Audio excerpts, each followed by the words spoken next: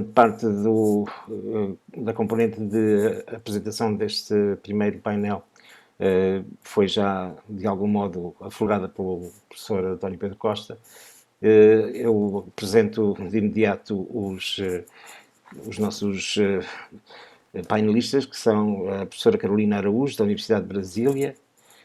Depois temos também o professor Miguel Dias, da Unilab, Brasil. O professor Miguel Dias, que é quase que um colega luso com o pé no Brasil. E depois temos a nossa investigadora Patrícia Sá, aqui a professora Patrícia Sá, da Universidade de Aveiro, com forte ligação não só às questões de investigação do Centro de Investigação em Didática e Tecnologia na formação de formadores, como também, obviamente, como utilizadora e formadora também nesta vertente da análise qualitativa com recurso ao WebQDA. Então, nós começaríamos, em primeiro lugar, e eu vou seguir a ordem, se me permitem, a ordem que está exposta no próprio slide, começando pela professora Carolina, depois passando para o professor Miguel Dias e depois para a professora Patrícia, colocando esta primeira questão, para a qual faremos 3 minutos por cada um para responder quais as principais vantagens e desvantagens do uso de um Computer Assisted Quality Data Analysis Software como um software WebQDA. Professora Carolina. Boa tarde, professor. Boa tarde a todos que estão aí nos assistindo hoje no WebQDA Day.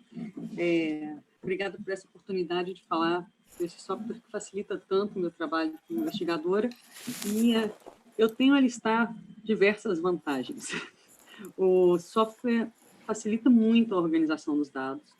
E por meio das ferramentas de consulta, né, as nuvens de palavra que ele é capaz de gerar, a contagem de termos mais frequentes nas fontes, a busca por termos específicos, a geração de matrizes que permite que façam vários cruzamentos, tanto das classificações, dos atributos das fontes, quanto das próprias codificações, as categorias de análise que a gente utiliza, né?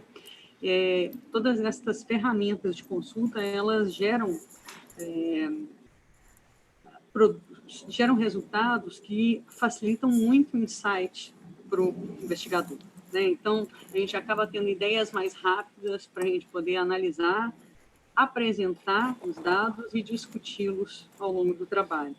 E também, por meio dessas ferramentas, a gente consegue ter uma visão mais panorâmica, mais abrangente dos dados e das relações entre as fontes, né, que compõem a nossa base de dados. Além disso, o WebQDA facilita muito o arquivamento do material, por ele ser todo online, e o compartilhamento dos materiais, bem como da estrutura de retaguarda da pesquisa. O que eu chamo de estrutura de retaguarda da pesquisa? Os códigos, né, as categorias de codificação que a gente utiliza, as classificações das fontes, que são os atributos que a gente utiliza para marcar as fontes, e os descritores. E isso tudo pode ser compartilhado entre os membros da equipe e facilita muito esse trabalho de organização da retaguarda da pesquisa. Como desvantagem, eu elenco somente o desconhecimento dos programas de análise qualitativa de um modo geral e a falta de proficiência no uso desses programas, e isso acaba se tornando um dificultador adicional para o investigador, né, que tem que adquirir proficiência no uso do software para ter segurança no manuseio dos dados e aí conseguir chegar a esses resultados. Mas o que eu posso dizer diante dessa insegurança natural, diante da falta de proficiência no uso dos dados, é que a proficiência se adquire com a experiência. Então, quanto antes a gente iniciar o uso do programa, mais próximo da proficiência a gente vai estar. Obrigado. Passava então a palavra agora ao professor Miguel Dias, por favor. Muito obrigado, professor António Moreira. Uma primeira palavra de agradecimento pelo convite, uma oportunidade para também deixar algumas reflexões enquanto utilizador de software de análise qualitativa de dados, particularmente o WebQDA. Quanto às questões de vantagens, para ir diretamente à pergunta também, eu considero que os softwares de análise qualitativa, como o WebQDA, eles apresentam as seguintes vantagens. A capacidade de tratamento de um grande volume de dados. simultaneamente a flexibilidade que apresentam quanto ao tratamento da variedade dos dados, os vários tipos de fontes, de texto, de imagem, de vídeo, é de facto algo extremamente interessante para as características que muita pesquisa qualitativa tem hoje. A possibilidade de responderem a vários tipos de técnicas e de procedimentos de análise de dados. Então, não é apenas, não são softwares que estejam alinhados especificamente com um tipo de técnica ou um tipo de análise de dados. Então, há uma grande flexibilidade em relação a esses aspectos, o que permite abranger as necessidades de vários tipos de investigadores. A integração com várias áreas de conhecimento. Algumas vezes, quando divulgo, por exemplo, a minha experiência com a WebQDA, uma das questões que surge é, de facto, para que área de conhecimento é mais adequada. Então, eu tanto trabalho com software de análise qualitativa, como no caso do WebQDA, na área de educação, como na área de administração. Então, de facto, é muito flexível em relação a esses aspectos. A possibilidade que têm de avançarmos e retrocedermos, às vezes, nos procedimentos de análise, não é? Eu lembro-me que, na época, quando fiz o meu doutoramento, se o meu professor se atravessa a lançar-me o desafio de rever a estrutura de códigos, isso envolveria um grande esforço de revisão dos meus dados, e isso, com este tipo de softwares, é extremamente mais simples. Um elemento que eu acho importante é a questão de, eu considero que dá credibilidade à pesquisa qualitativa, na dimensão de dar uma mensagem de ser uma pesquisa mais confiável. Já encontrei alguns utilizadores, inclusive pesquisadores com alguma experiência, mas menos experiência na análise qualitativa, algumas das dúvidas e das reticências que colocavam em relação a este tipo de pesquisa era, de facto, o seu protocolo, a sua forma de descrição e de apresentar os resultados, e eu considero que com softwares desta natureza nós conseguimos dar mais credibilidade à pesquisa qualitativa. E também, ainda dentro das vantagens, eu destacaria a possibilidade, como também a professora Carolina apontou, de contribuir de uma forma muito significativa para uma apresentação visual dos resultados. Meio minuto. Dentro das desvantagens, eu elencaria também o desconhecimento de alguns softwares, inclusive em alguns programas de pós-graduação, um eventual sentimento de facilidade e que seja uma solução mágica, e acho que alguns softwares, é uma questão importante que deixo para alguns utilizadores e pesquisadores, conhecerem as características em termos de curvas de aprendizagem, que alguns têm uma curva de aprendizagem mais longa. Obrigadíssimo. Professora Patrícia? Professora Patrícia Sá? Possivelmente... Estão-me a ouvir? Sim, sim. Sim, Olá, boa tarde. Boa tarde, Sra. Moreira. Boa tarde, Pedro. Boa tarde também aos restantes colegas. Eu começo por agradecer este convite para estar a participar nesta reunião e pedir desculpa que eu estou aqui com alguns problemas de internet. Eu espero que corra tudo bem. Estou via telefone. Vamos lá ver se isto dá para chegar até ao final. Eu queria então também dar aqui a minha perspectiva, tal como foi pedido, sobre as vantagens e desvantagens deste tipo de software. Algumas daquilo que eu vejo e sinto como vantagens já foram referidas pelos meus colegas. Eu acho que tem muito a ver com a forma como nós vamos utilizando softwares deste tipo. A maior vantagem, ou uma das principais vantagens que eu vejo, é exatamente não só a quantidade de documentos que nós conseguimos reunir no corpus e manter disponíveis no corpus, mas é sobretudo a quantidade e diversidade de dados a que nós conseguimos aceder. Portanto, o que aumenta consideravelmente, eu penso que os dados que numa investigação qualitativa nós tradicionalmente utilizamos. Isso é uma grande vantagem deste tipo de software.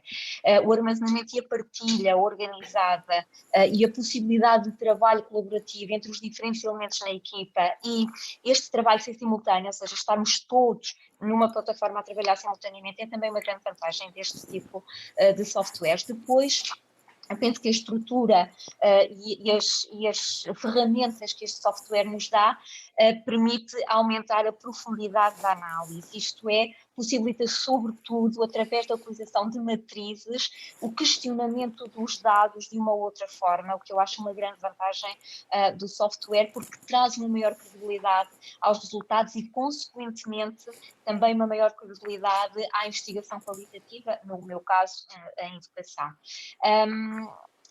O acesso em qualquer local em que estejamos, a todo o projeto e a todos os documentos e a todo o trabalho que tem sido feito no projeto pelos diferentes intervenientes, é também, a meu ver, uma grande vantagem.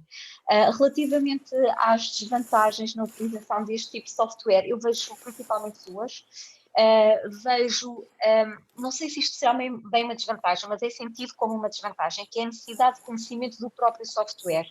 Ou seja, não é como utilizar um lápis ou uma caneta. Eu, de facto, tenho que conhecer o software, tenho que saber como é que ele é estruturado, tenho que saber quais são as suas possibilidades, o seu potencial, e depois, então, começar a usar de forma adequada àquilo que é o meu objetivo de investigação. E isto eu penso que é sentido como uma desvantagem.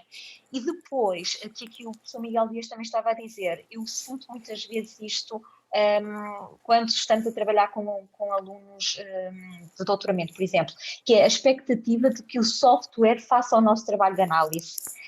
Eles têm muito esta expectativa, este software é espetacular, então eu já não preciso de fazer a análise. Não. A análise é feita pelo investigador.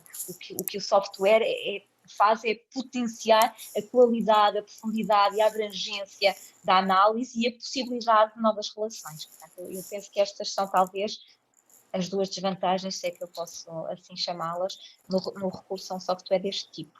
Muito obrigado, professora Patrícia. Eu então, agora invertendo a ordem, e já que temos a professora Patrícia com problemas de internet e eles não estão a manifestar-se, vou começar por ela. Se alguém pretendesse começar a usar o WebKDA, que conselhos lhes daria? Bem, o primeiro conselho é não usar o WebKDA de forma ingênua ou autodidata. Eu penso que é realmente importante fazer a formação e ter formação para a utilização adequada e no seu total potencial da ferramenta.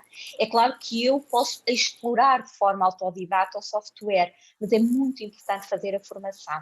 É mesmo realmente importante. Depois, outra questão que eu penso que é muito importante e que eu penso que a professora Carolina Araújo também referiu é usar no sentido, depois da formação, então eu vou quase treinar, ver como é que eu sei, como é que eu posso manejar isto, que tipo de ferramentas tem, como é que eu posso pôr estas ferramentas no uso do meu projeto ou da minha investigação. Isso é muito importante, explorando. Outro conselho é que estudem metodologia. É muito importante saber metodologias ou perceber de metodologias de investigação na área em que eu estou a investigar, para que de facto eu possa utilizar correta e adequadamente o software. Muitas das dúvidas que nos colocam não são dúvidas de utilização de software, são dúvidas que estão relacionadas com a falta de conhecimento em metodologias. E é muito importante, porque os alunos muitas vezes, ou os investigadores muitas vezes, confundem aspectos como análise de conteúdo, análise de discurso, análise documental. Há uma confusão imensa e, portanto, eu penso que estudar metodologia, saber metodologia, relacionar a metodologia com os nossos projetos e depois usar o software é, de facto, um conselho que eu dou a quem vai iniciar a sua investigação e a utilização deste software. Muito obrigado. Eu passava então agora a palavra ao professor Miguel Dias. Muito obrigado mais uma vez. Eu estou perfeitamente alinhado com as considerações da professora Patrícia. Eu, de facto, acho que para utilizar o software, o WebKDA, eu aconselharia essencialmente dois aspectos. Participar em ações de formação, em momentos diversos que o WebKDA disponibiliza, tanto webinars, cursos, eventos.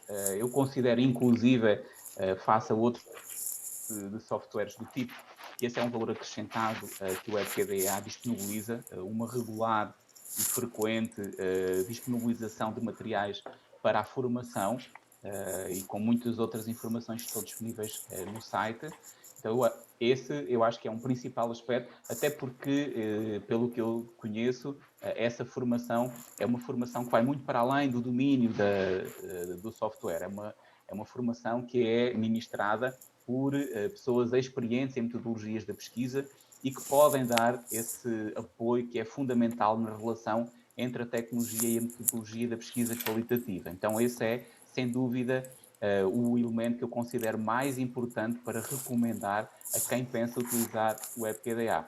E também de reforçar aquilo que indiquei de uma forma mais superficial na pergunta anterior, mas também alinhada com a resposta da professora Patrícia, que é, de facto, além do interesse e da exploração e do conhecimento com o próprio software, é de reforçar o conhecimento teórico de metodologias. Eu também estou muito identificado com isso. Muitas perguntas que muitas vezes sugerem, me colocam, e efetivamente elas não estão relacionadas com aspectos técnicos do software, elas estão relacionadas com confusões, com dúvidas que vêm da diferença entre técnicas, entre métodos ou alguns aspectos ainda também com a análise dos dados. Então esse é o aspecto que são os dois elementos que eu aconselharia para pesquisadores que pretendem dar os primeiros passos com o WebQDA. Obrigado, professor. Professora Carolina? A boa coisa de ficar por último, professor Miguel, é que a gente já se sente contemplado na fala dos colegas, né? Então, muito do que foi dito aqui, eu também tinha anotado para poder realçar. E vocês estão me ouvindo bem? Sim, sim, sim. Perfeito. Então, para além disso tudo, que o professor Miguel e a professora Patrícia disseram, eu diria também que é muito interessante familiarizar-se com o programa vendo os tutoriais. Né? Primeiro, sem dúvida, a formação, tanto em metodologia quanto a formação no software, é fundamental. Mas uma vez que há o primeiro contato do usuário, eu acho que esse primeiro contato, ao invés de ele se atrever abrindo o programa e tentando usar, ver os tutoriais, ler os artigos, ajuda bastante. E depois buscar toda essa formação, porque isso ajuda muito. Além disso, que se tem em mente a organização dos dados e as perguntas gerais que se quer extrair desses dados, né? E, claro, adequar os procedimentos metodológicos à natureza dos dados e a essas perguntas que se queira fazer para os dados. Isso daí é fundamental. Manusear os dados, descobrir as ferramentas do programa, não hesitar em usar o programa é ótimo. E eu acho que o WebQDA dá uma facilidade muito grande, porque a gente pode replicar o projeto, deixando sempre um de background, um de backup, que se a gente precisar voltar para aquele passo anterior, depois de ter mexido e usado muito, é só fazer a cópia do projetinho antes e voltar para ele, e ousar em descobrir as ferramentas. Né? É isso que eu normalmente oriento para meus alunos. Entre com os dados, gere um projeto duplicado dentro da plataforma e brinque com os dados. Isso ajuda bastante a desmistificar as dificuldades no uso do programa. E, por último, eu acho que uma coisa que facilita demais é formarmos uma comunidade de aprendizado. Né? Se for possível ter mais de um investigador trabalhando sobre os mesmos dados e com categorias similares, a troca entre esses investigadores é muito rica. Então, eu tenho procurado estimular meus estudantes a trabalharem em conjunto, formando essa comunidade de aprendizado, que eu acho que isso enriquece demais a todos que participam. Muito obrigado. Eu vou aqui confessar um meia-culpa, porque esta deveria ser a última pergunta, mas eu, como tenho os dedos um pouco maiores do que aquilo que deveriam ser para este teclado, fiz a geneira e, portanto, agora vou fazer a pergunta que deveria ter feito: quais são as principais barreiras à utilização de software WebQDA? E eu aqui vou quebrar com o padrão que estava estabelecido e começar pelo professor Miguel Dias. Muito obrigado, mais uma vez, professor. Bom, as principais barreiras, eu identifiquei aqui 3 elementos para apontar. O primeiro é relacionado com muito que eu habitualmente ouço de alguns estudantes, que é dificuldades, não propriamente com a utilização do software, mas com o acesso ao software, que eu gostaria aqui de partilhar, que é a questão que indicam com as questões do investimento que têm de fazer para utilizar o software. E eu estou a destacar este elemento porque inúmeras vezes, e quem está aqui a assistir e me conhece e que já participou em alguns eventos onde eu falei sobre isso, eu acho que nós precisamos de criar a cultura pela questão da tecnologia de análise qualitativa de dados em muitos programas de pós-graduação e em muitos grupos de investigação. E eu acho que ainda temos um percurso considerável a fazer para criar essa cultura da tecnologia para a análise qualitativa dos dados. Eu acho que quando nós conseguirmos construir essa cultura da integração da tecnologia também na análise qualitativa, esta questão do investimento por software irá ser comparada a outro investimento que nós fazemos em bibliografia e outro tipo de rúbricas que assistem às necessidades da investigação. Outro elemento é a questão, muitas vezes, também aqui vou falar de uma forma agora mais superficial, que já referi em elementos anteriores, que é o desconhecimento de metodologias de investigação. E que, às vezes, alguns alunos, alguns orientandos se retraem um pouco porque reconhecem que, antes de utilizar o WebQDA, precisam de fazer vários passos ainda ao nível do aprofundamento das metodologias de investigação. Um outro ponto que eu gostaria aqui de apontar, não que particularmente nos meus meios usuais de investigação tenha encontrado, mas ainda quando estava em Portugal, uma organização não governamental portuguesa que desenvolve projetos de cooperação para o desenvolvimento em países em vias de desenvolvimento, nomeadamente na Guiné-Bissau, esteve interessada em ter software de análise qualitativa para acompanhar alguns relatórios que tem que fazer para organizações internacionais, como o Banco Mundial, como a Unicef. E as dificuldades de acesso à internet em alguns desses países inibiram a solução do WebQDA. Então, talvez em alguns lugares do mundo, a questão do acesso à internet ainda possa ser alguma eventual barreira, particularmente nesses contextos de países que, de facto, são em vias de desenvolvimento e que têm grandes dificuldades com a sua infraestrutura tecnológica. Mas, fora esses casos, não considero que a questão do acesso à internet, de uma forma mais fácil, hoje nós temos com enorme facilidade. Então, são esses os 3 elementos que eu identifiquei para apontar como eventuais barreiras para a utilização do WebQDA. Muito obrigado. Passava então agora a palavra à professora Patrícia, por favor. Obrigada, professor Moreira. Eu também elenquei alguns aspectos.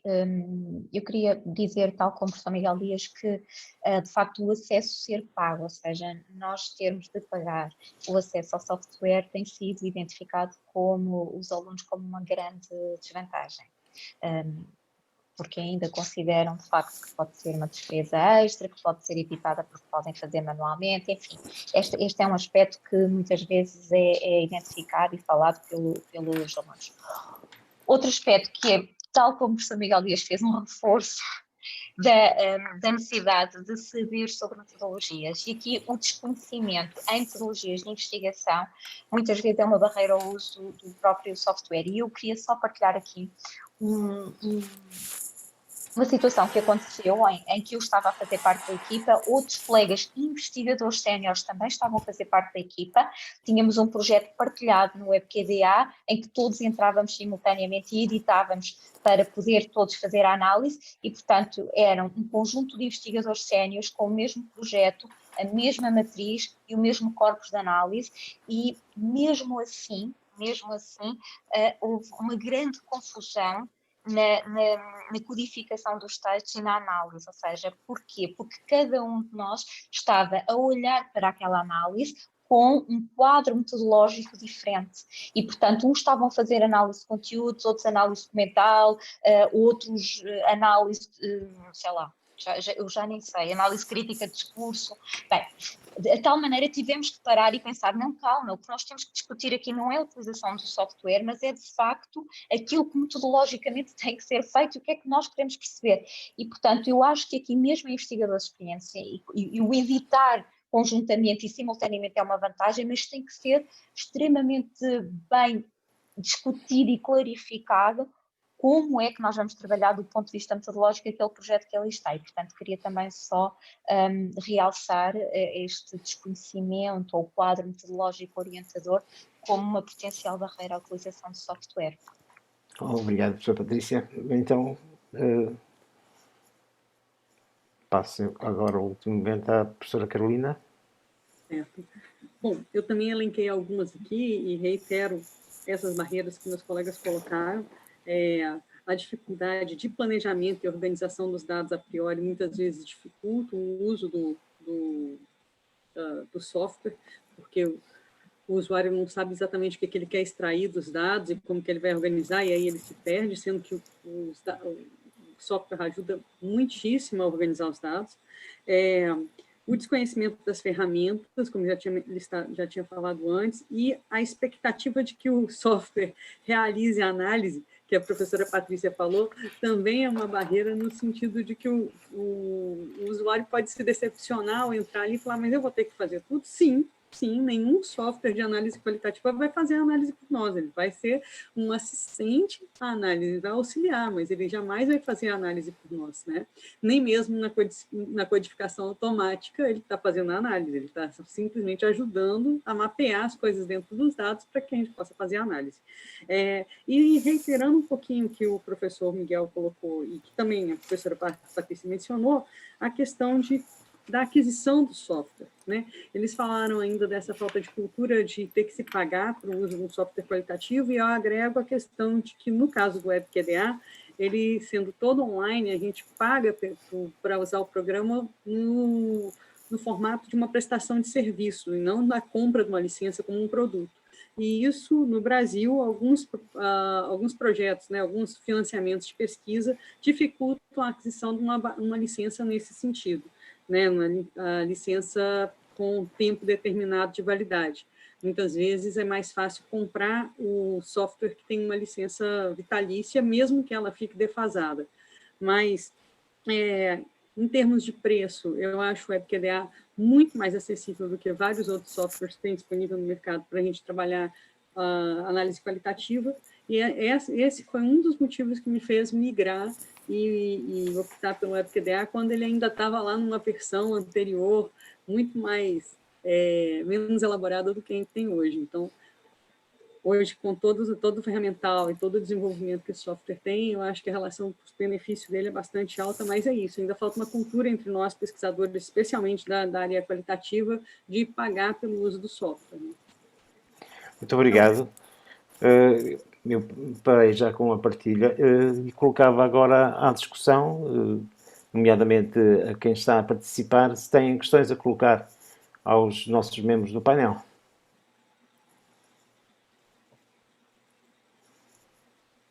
Vamos lá. É voluntário, não custa nada.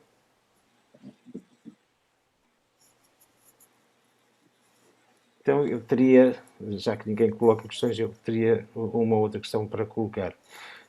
Partindo da ideia que foi praticamente comum a todos os membros deste painel, de que há alguns obstáculos que, de algum modo, poderão fazer perigar uma análise de conteúdo, eu perguntaria se, para além daqueles elementos que foram elencados por cada um de vós, como é que nós, trabalhando em rede, podemos os utilizar de maneira efetiva e eficaz com o software WebQDA, partindo de pressupostos semânticos diferentes.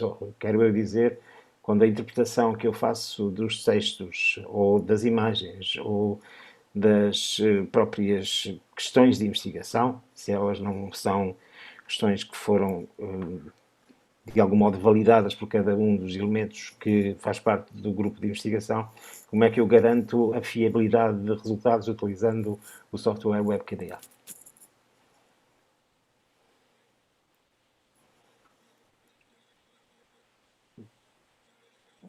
É que para quem quiser responder, ou a professora Patrícia, ou o professor Miguel, ou a professora Carolina. Não sei se a minha pergunta foi clara o suficiente. Penso que sim. Posso responder, professor? Com certeza, faz favor. Bom, mais uma vez, eu penso que a solução está na sólida formação. Na sólida formação na área da metodologia da investigação. Eu julgo que muitas vezes, inclusive, por exemplo, numa revisão sistemática da literatura, nós precisamos de fazer um trabalho considerável antes de chegarmos à utilização do software WebQDA. Há todo um processo de preparação, de formação da equipe, que é fundamental, e por isso eu diria que para essas questões da fiabilidade é necessário fazer a formação de toda a equipe. Depois, eu acho que o software nos auxilia muito, dada a sua dimensão colaborativa, a que seja possível convidar outros investigadores, por exemplo, e através da consulta a especialistas, podermos também ter essa valorosa contribuição, muitas vezes também para apreciar, qualificar, validar, por exemplo, a estrutura dos códigos que nós temos produzidos. Então, eu julgo que o software está preparado para ter várias soluções também para garantirmos essa questão da fiabilidade.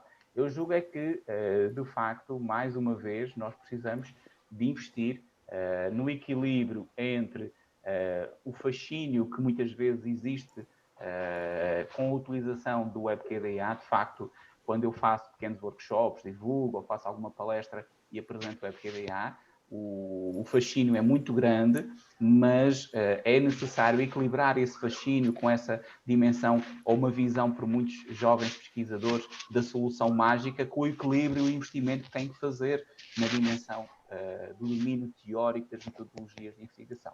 Mas se nós encontrarmos esse equilíbrio, o software ele responde a esses desafios. Pois, obrigado pela sua resposta, que me fez, inclusivamente, pensar em outras coisas, nomeadamente ao nível do próprio desenvolvimento do programa, como eles são, da plataforma, como lhe queiram chamar, e que tem a ver com a viabilidade de se adicionar uma funcionalidade ao software que permitisse dar, eu diria, após ter-se feito uma primeira ronda de codificação por 2 ou 3 avaliadores, ou 2 ou 3 codificadores, 2 ou 3 investigadores, a possibilidade de o próprio software nos dar um indicador de fiabilidade inter-investigadores. Que fosse de cariz numérico, que variasse entre menos 1 e mais 1, por exemplo, como um Cronbach, um alfa de Cronbach, coisa do género, e que, de algum modo, permitisse validar o grau de consenso que existe entre cada um dos elementos que estão a fazer a investigação. Uma questão que se coloca depois é a outro nível, e também gostaria de ouvir a vossa opinião, é quando o questionamento que se faz perante um determinado objeto de estudo é feito de maneira adequada e representa exatamente aquilo que se pretende procurar respostas para. O questionamento dos dados pode ser enviesador ou terá que seguir muito perto a questão de investigação ou as questões de investigação que fomos elaborando. Estão ou não estão a níveis diferentes? Há ou não interseções? Como é que interpretam esta minha questão, que é capaz de ser um pouco mais filosófica ou metodológica do que outra coisa?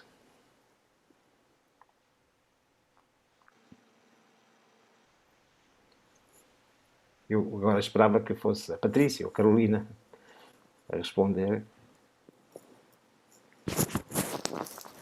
A minha experiência, professor Antônio, com o trabalho colaborativo e a maneira de utilizar as categorias de análise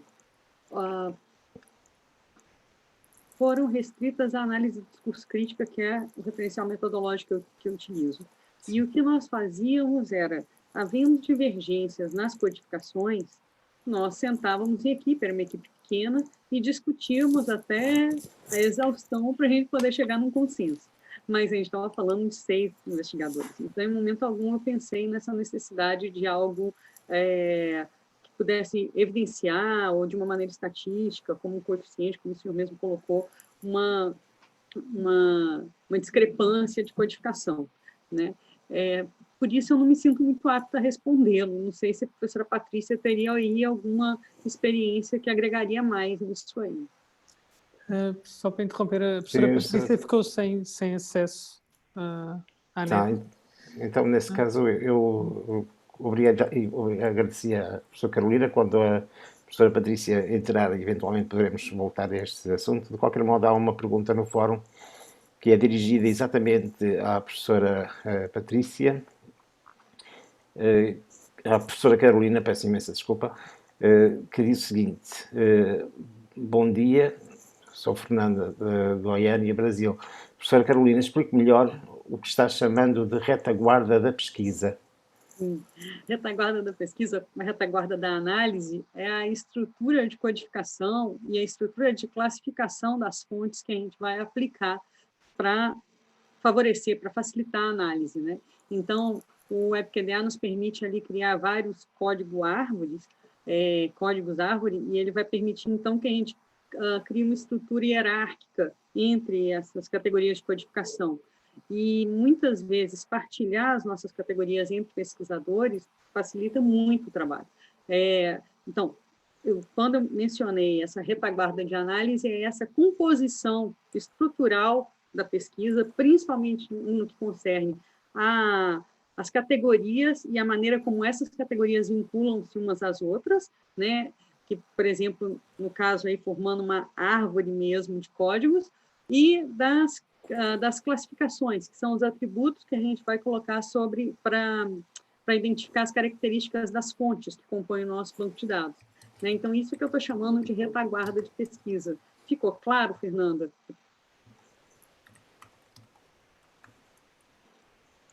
Possivelmente sim. Costuma-se dizer quando não se responde a uma pergunta é porque a resposta foi dada. Bom, não respondeu no bate-papo dizendo sim, ficou professor. Diz que não conhecia a expressão. Bom, há depois um outro conjunto de perguntas, mas que têm mais a ver com questões técnicas da própria utilização do WebQDA, e estas aqui serão, obviamente, alvo de trabalho na parte das sessões das workshops, que inclusivamente levam uma pessoa a perguntar como é que se inscrevem nessas sessões. Não sei se o professor António Pedro quer... Eu tenho, sim. Aproveitar que estou para desafiar o Miguel e a Carolina, mais uma vez agradecer a vossa participação. Uma das questões que nos tem vindo, de alguma forma nos tem confrontado no desenvolvimento de novas funcionalidades do WebQDA é a expressão inteligência artificial. Em que medida a inteligência artificial poderá favorecer ou não a análise de dados qualitativos em que o investigador, o pesquisador, nesta área de conhecimento, neste tipo de análise, é o próprio instrumento?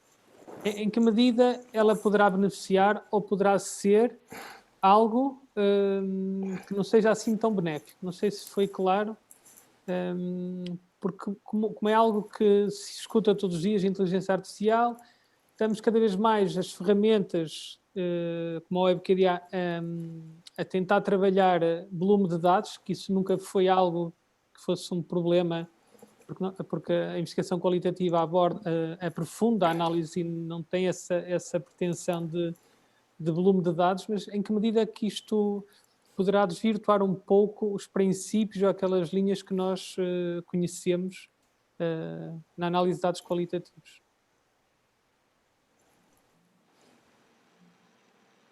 Bom, posso começar. A questão é extremamente interessante.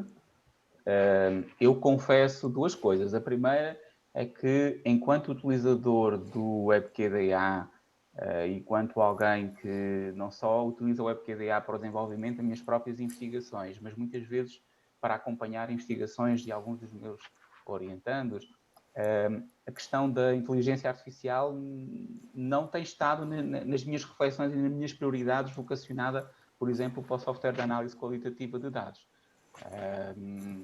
Pergunto Ana nesse sentido, mas se eu tivesse, por exemplo, identificar, digamos, elementos ou prioridades que eu pudesse talvez sugerir para desenvolvimentos futuros do WebKDA, talvez a questão da inteligência artificial não fizesse parte da lista das minhas prioridades.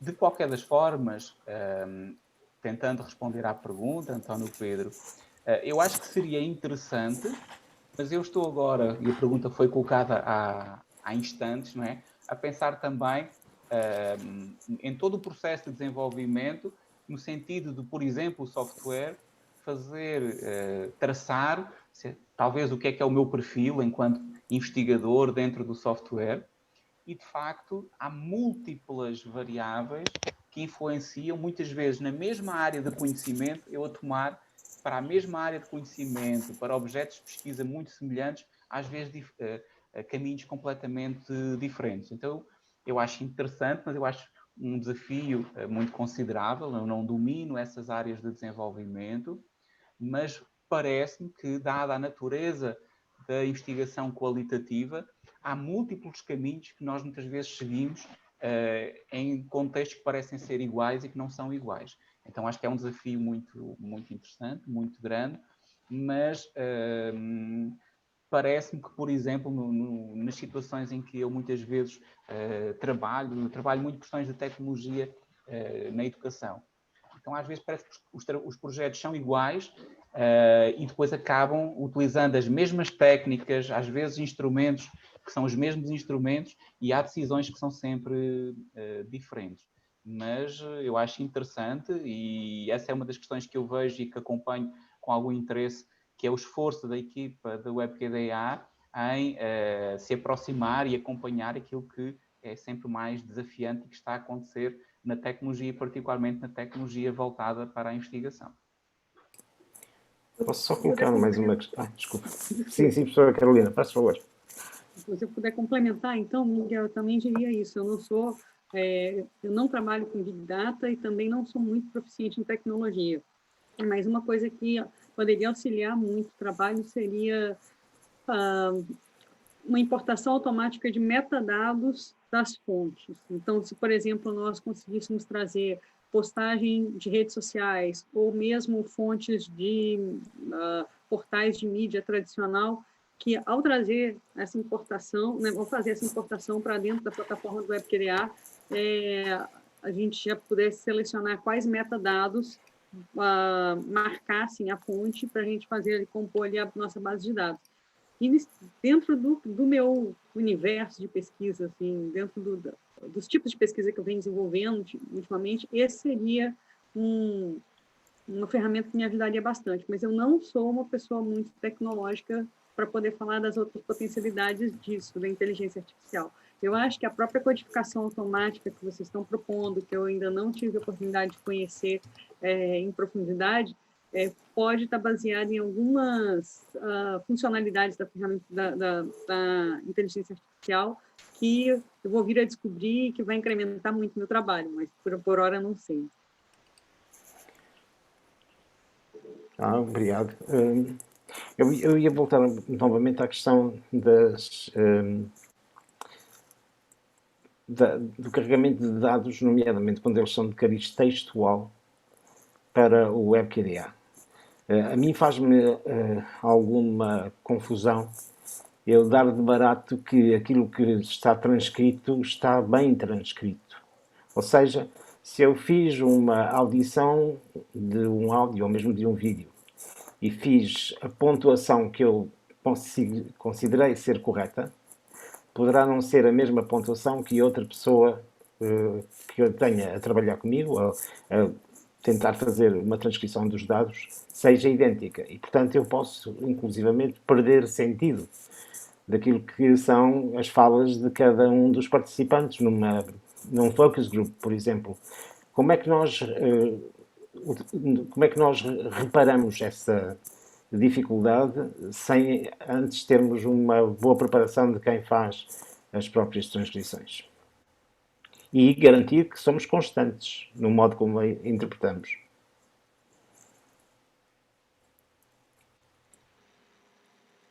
Esta, porque a Patrícia esteve fora, era de castigo para ela.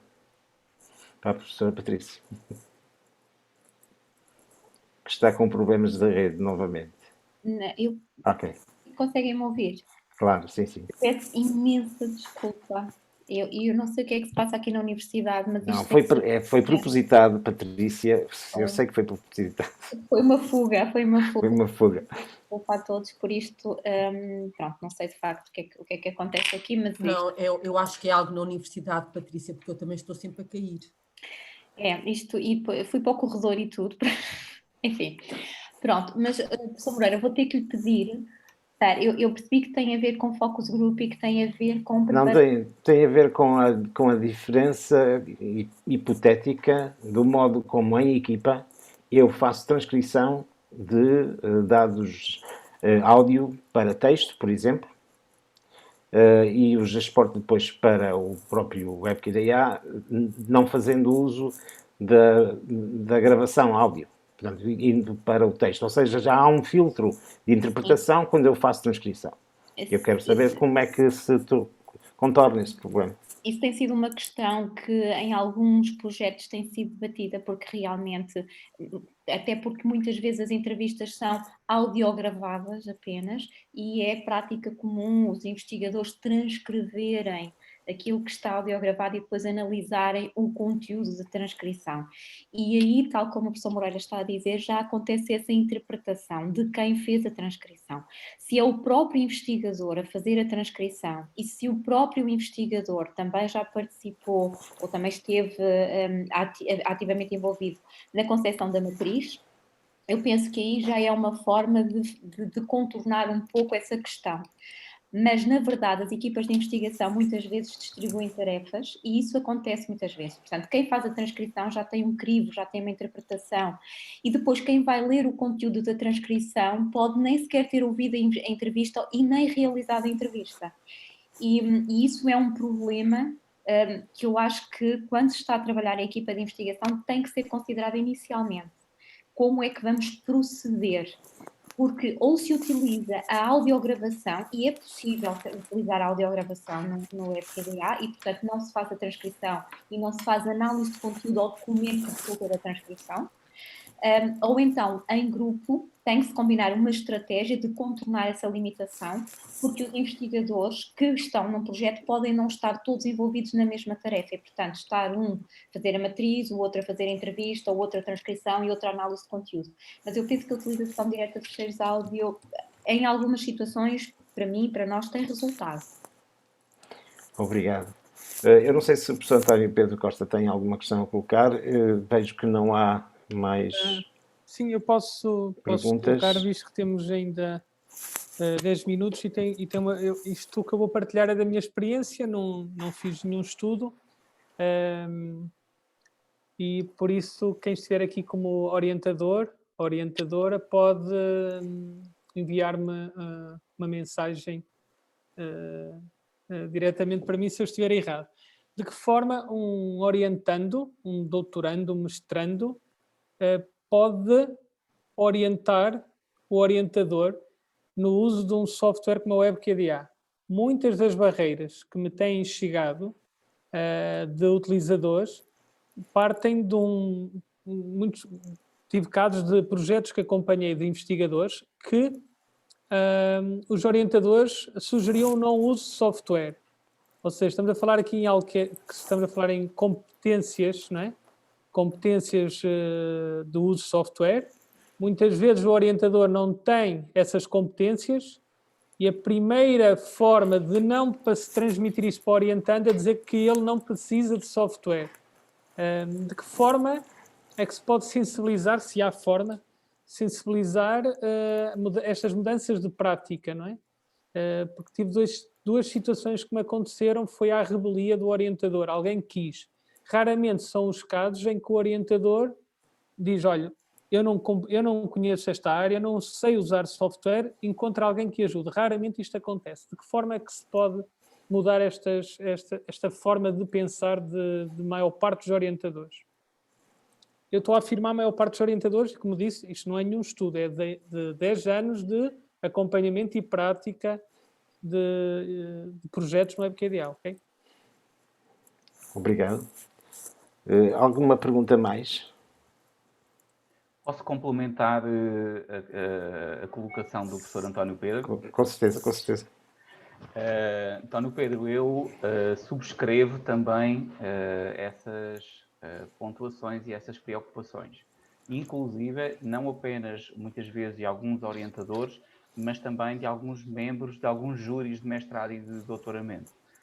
Inclusive, eu tenho uma medida preventiva quando oriento ou promovo a utilização do WebQDA em alguns desses projetos, para que sempre, caso, por exemplo, utilizem o áudio para as entrevistas e que não haja a transcrição, mas pelo menos façam uma transcrição completa e coloquem como apêndice do trabalho, para que alguém do júri possa ver como foi o processo fora do sistema. Porque muitas vezes o que acontece, tanto por alguns orientadores quanto por alguns membros de alguns júris, é que, dado o desconhecimento que ainda existe, que é muito significativo, sobre os procedimentos metodológicos de softwares de análise qualitativa, como o WebQDA, ficam muitas dúvidas e, às vezes, inclusive, o mestrando ou orientando é mais questionado sobre os procedimentos da tecnologia do que, às vezes, sobre a própria metodologia que utilizou para desenvolver a investigação.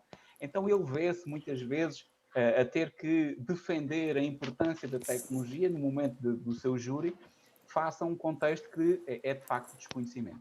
Então, eu julgo extremamente importante, eu tenho feito no meu contexto de atuação um pouco isso, é de nós disseminarmos dentro do possível o potencial dos softwares de análise qualitativa, porque há um percurso ainda muito significativo para nós fazermos face ao percurso que já foi feito com os softwares de análise quantitativa, mas ao nível da análise qualitativa nós ainda temos um vasto caminho para percorrer para promover essa cultura da utilização da tecnologia na análise qualitativa e que possa, ao longo do tempo, vir a reduzir essas questões.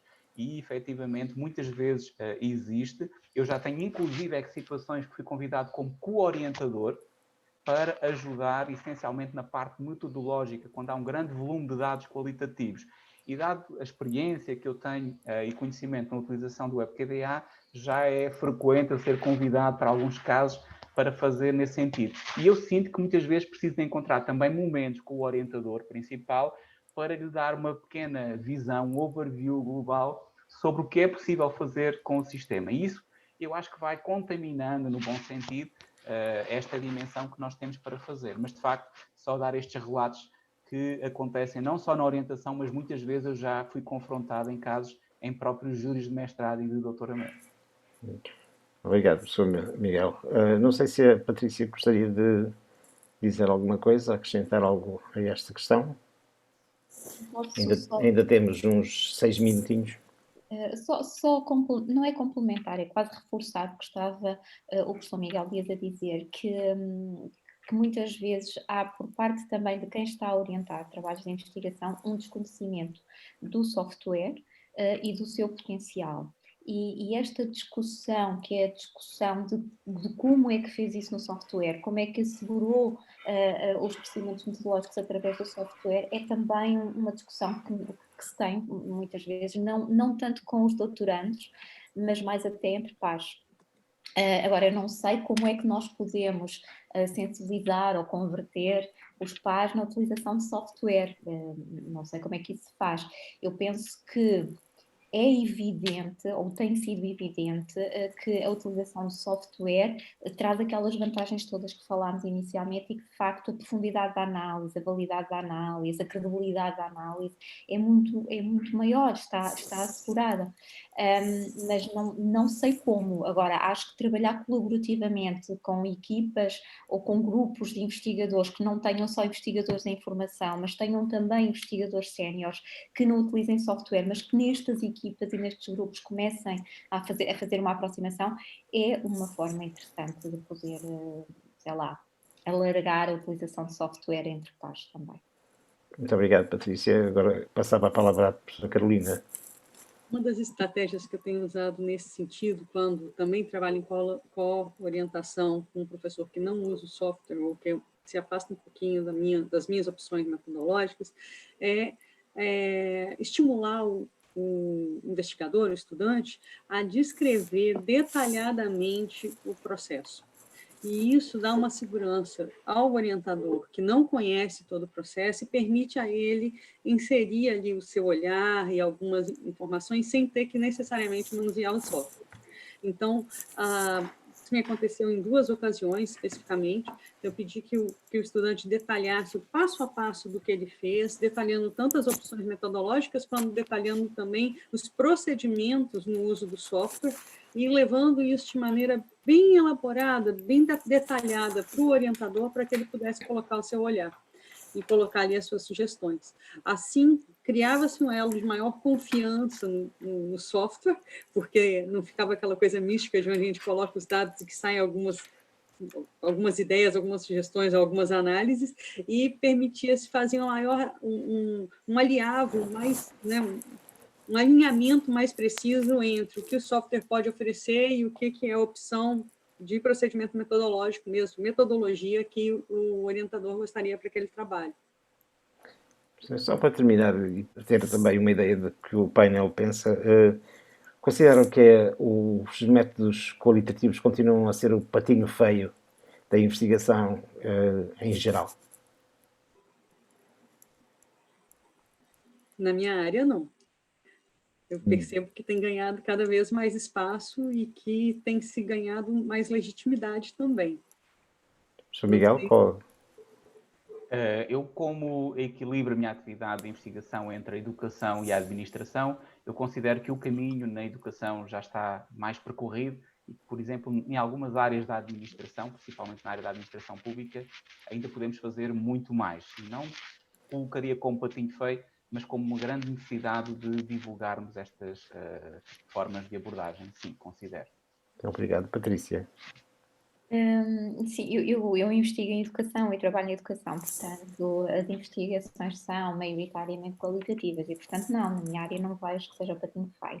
Eu vejo é que outras áreas olham para a investigação nesta área e pensam, mas vocês não usam quantitativo, como é que não usam quantitativo? Como é que fazem as vossas, não é, conclusões? Eu penso que é mais das outras áreas sobre a nossa, mas acho que a investigação qualitativa tem sido bastante divulgada e divulgada de forma fundamentada e os procedimentos são fundamentados. Portanto, eu acho que estamos num momento de fundamentação da prática qualitativa, eu penso que sim, e de reconhecimento. Aliás, as palavras há pouco que eu penso que foram do professor Miguel vinham nesse sentido. Há alguma contaminação que se vai conseguindo fazer e o próprio professor António Pedro sabe disso porque há pessoas de áreas ditas duras, neste caso até do âmbito da física, que já se interessam por analisar os dados que obtêm com métodos quantitativos, juntando-lhe a componente qualitativa, o que é um aspecto interessante. Eu terminaria então este painel agradecendo, obviamente, a cada um dos membros do painel. Professora Carolina, muito obrigado. Professor Miguel Dias, muito obrigado. Professora Patrícia Sá, muito obrigado pelas vossas contribuições para o debate sobre este WebQDA da Investigar Mais e Melhor com o apoio do software WebQDA. Muito obrigado a todos e, obviamente, também à assistência. Muito obrigado. Só para complementar.